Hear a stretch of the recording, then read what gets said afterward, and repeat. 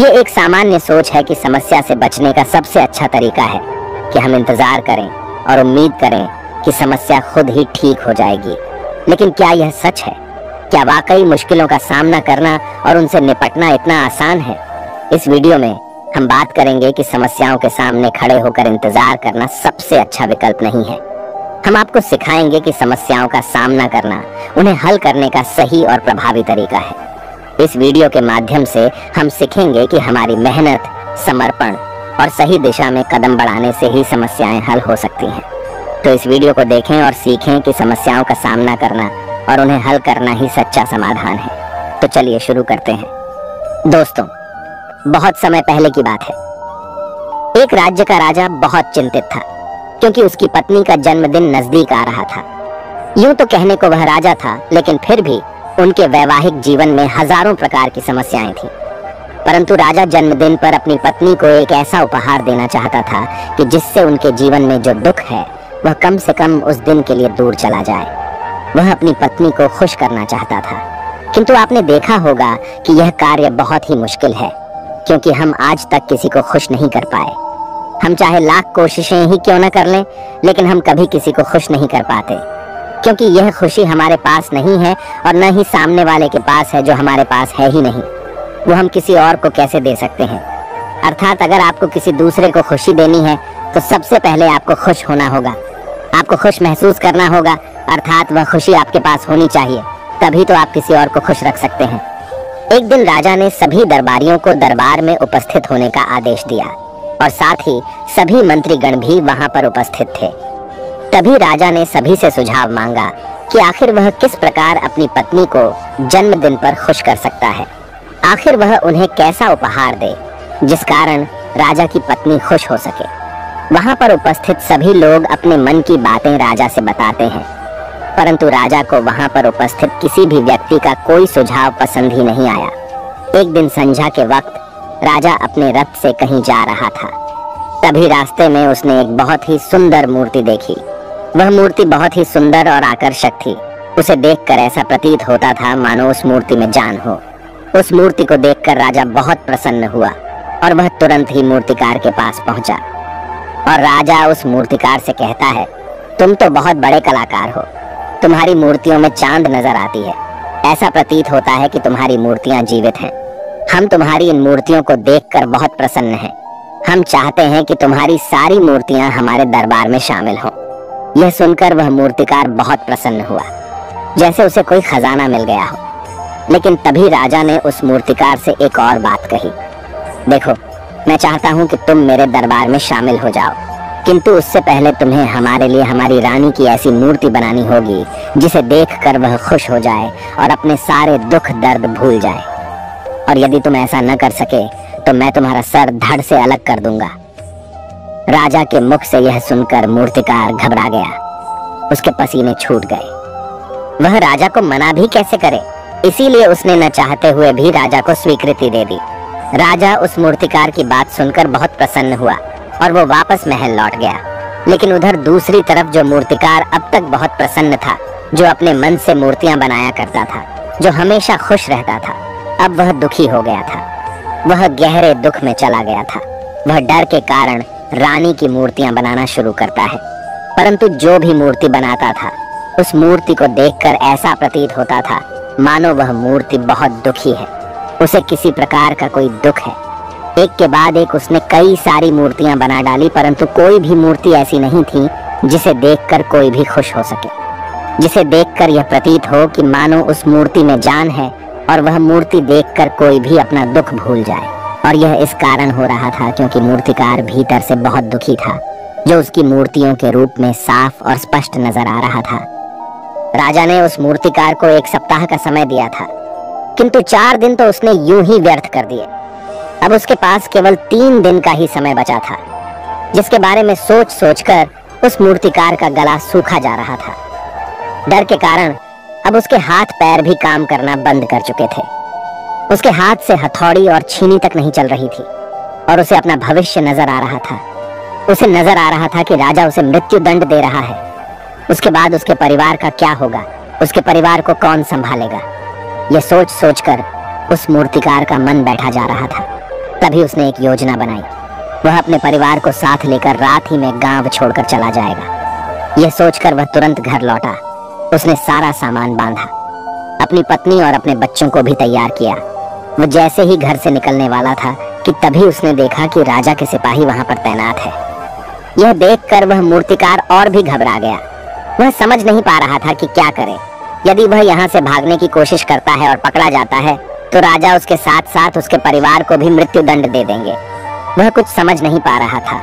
तभी वह जमीन पर बैठ गया और रोने लगा और अपनी पत्नी से कहता है, अब से तुम्हें बच्चों का ख्याल रखना होगा। मेरा और तुम्हारा साथ यहीं तक था, क्योंकि राजा ने जिस प्रकार की मूर्ति का मुझे आदेश दिया है, मैं उस प्रकार की मूर्ति नहीं बना पा रहा, जिस कारण राजा मुझे मृत्यु दंड दे देंगे। वह मेरा सर धड़ से अलग कर देंगे और उसके बाद तो तुम्हें ही बच्चों का ख्याल रखना होगा। इतना कहकर वो जोर जोर से फूट फूट कर रोने लगा। देखते ही देखते रात बीत गई और अगले दिन सुबह सुबह उस मूर्तिकार के दरवाजे पर एक गुरु भिक्षा मांगने आए। मूर्तिकार ने उन्हें भिक्षा लाकर दी तो मूर्तिकार बहुत परेशान लग रहा था, जिसे देखकर गुरुवर उस मूर्तिकार से कहते हैं, बेटा, हमारे जीवन में दुख और सुख तो आते ही रहते हैं। हमारे जीवन में दुख और समस्याएं तो होती ही हैं, किंतु इन सभी दुख और समस्याओं का समाधान और निवारण भी होता है, परंतु हम केवल दुख और समस्याएं ही देखते हैं। उन दुख और समस्याओं के छिपे निवारण और समाधान को हम कभी नहीं देख पाते। यदि तुम ध्यान से देखोगे तो हर समस्या का समाधान है और हर दुख का निवारण भी है। मैं यह अच्छी तरह जानता हूँ कि तुम यहाँ से अपनी पत्नी और बच्चों को लेकर भाग जाना चाहते थे, किंतु ऐसा हो नहीं सका। उस मूर्तिकार ने जब गुरु के मुख से यह बातें सुनी तो वह उनके चरणों में जा गिरा और हाथ जोड़कर उन गुरुवर से कहता है, हे गुरुवर, आप ही बताइए मैं क्या करूं? राजा ने मुझे मूर्ति बनाने का आदेश दिया है, किंतु मैं चाहकर भी मूर्ति नहीं बना पा रहा, और यदि मैंने मूर्ति नहीं बनाई तो राजा मुझे मृत्यु दंड दे देंगे और उसके बाद मेरे परिवार का क्या होगा? उनका ख्याल कौन रखेगा? तभी गुरुवर उस मूर्तिकार से कहते हैं, बेटा, आंख बंद कर लेने से कुछ नहीं होने वाला, क्योंकि दुख और समस्याएं तो वहीं की वहीं खड़ी रहती हैं। ध्यान देने और कर्म करने से सब कुछ बदल जाता है। यदि तुम केवल आंखें बंद करके यह सोचोगे कि तुम्हारी समस्याएं चली जाएंगी तो ऐसा कभी नहीं होगा। इतना कहकर उन गुरुवर ने उस मूर्तिकार के कानों में कुछ कहा और उसके बाद वह वहां से चले गए। उन गुरु के वहां से चले जाने के बाद वह मूर्तिकार महल गया, जिसे देखकर राजा उस मूर्तिकार से कहता है, लगता है तुमने समय से पहले ही एक अद्भुत मूर्ति तैयार कर ली है। बताओ वो मूर्ति कहाँ है? मैं भी उसे देखना चाहता हूँ। इस पर मूर्तिकार जवाब देते हुए कहता है, महाराज, अभी तक मैंने मूर्ति तैयार नहीं की है, परंतु आपके दिए हुए समय पर मैं अवश्य ही वह अद्भुत मूर्ति तैयार कर लूंगा। लेकिन उससे पहले मेरा एक बार महारानी से मिलना बहुत आवश्यक है, अन्यथा वह अद्भुत मूर्ति तैयार नहीं हो पाएगी। राजा ने उस मूर्तिकार की सारी बातें ध्यानपूर्वक सुनी और उसके बाद राजा ने मूर्तिकार को महारानी से मिलवाया। मूर्तिकार महारानी से मिलने के बाद महारानी से प्रश्न करते हुए कहता है, महारानी जी, किसी भी औरत के जीवन का सबसे बड़ा दुख क्या हो सकता है? इस पर महारानी जवाब देते हुए उस मूर्तिकार से कहती हैं, किसी औरत का मानव बन पाना उसका सबसे बड़ा दुख है। तभी वह मूर्तिकार महारानी से एक और प्रश्न करते हुए कहता है, महारानी जी, किसी औरत के जीवन का सबसे बड़ा सुख क्या है? महारानी उस मूर्तिकार के इस प्रश्न का जवाब देते हुए कहती है, किसी भी औरत के जीवन का सबसे बड़ा सुख उसके पति और उसके बच्चों का उसके पास होना है। महारानी के मुख से अपने प्रश्नों का जवाब जानकर मूर्तिकार बहुत प्रसन्न हुआ और उनसे आज्ञा लेकर वह वापस अपने घर लौट आया और अब से वह दिन रात उस मूर्ति पर काम करने लगा। देखते ही देखते पूरे 3 दिन पूरे हो गए। आखिरकार रानी के जन्म दिवस वाले दिन वह मूर्तिकार उस मूर्ति को लेकर राजमहल पहुंचता है।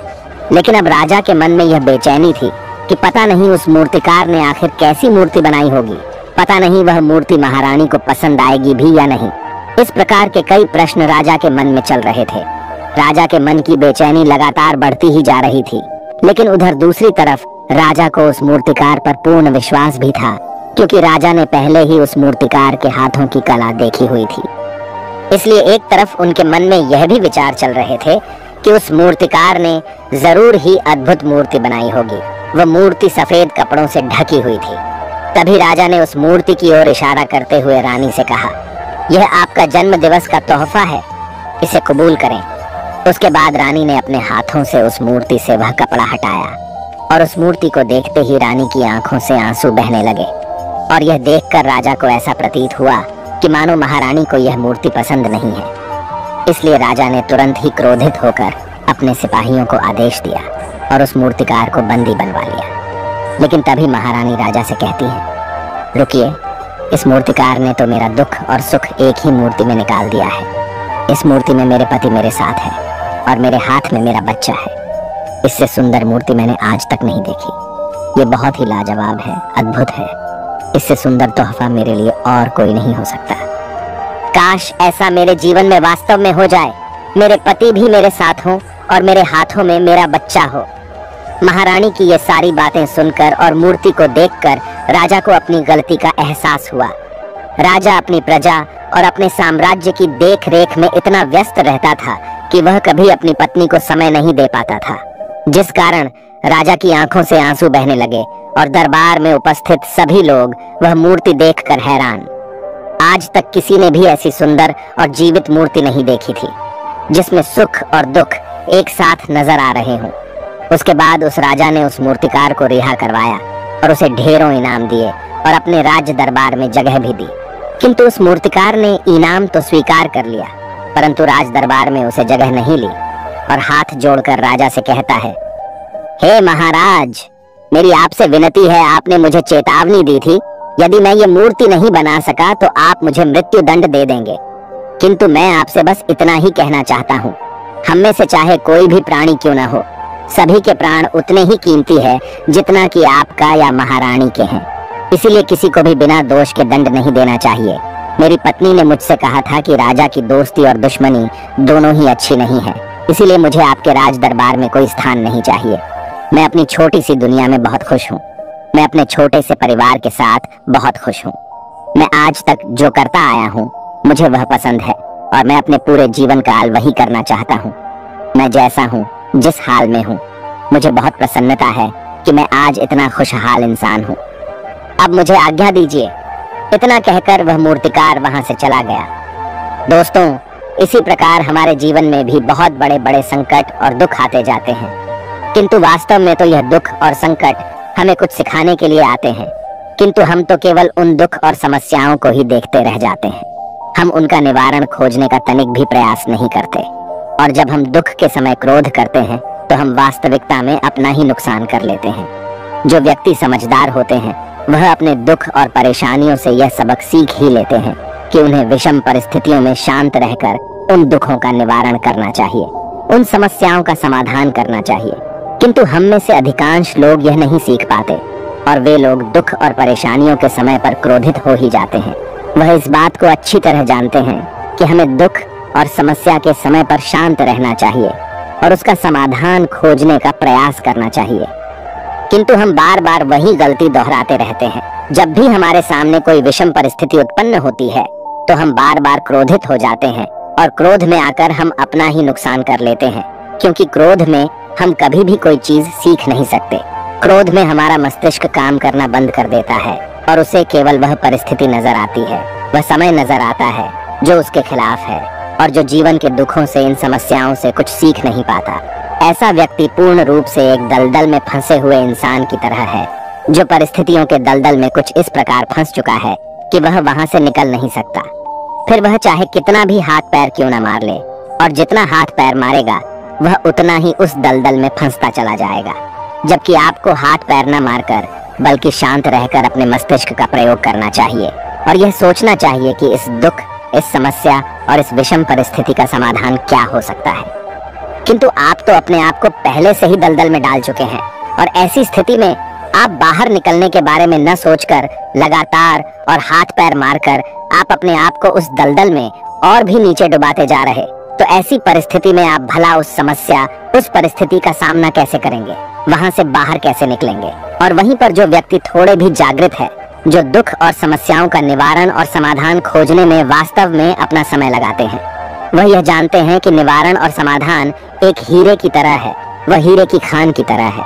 जिस प्रकार एक हीरे को ढूंढा जाता है, फिर उसे तराशा जाता है, जिसके बाद उस हीरे की कीमत बहुमूल्य हो जाती है, ठीक वैसे ही दुख और समस्या में समाधान और निवारण खोजने की आवश्यकता होती है, और वह हमें खोजने भी चाहिए। और जब आपको मिल जाते हैं तब आपको एक ऐसी संपदा मिलती है, एक ऐसी समझ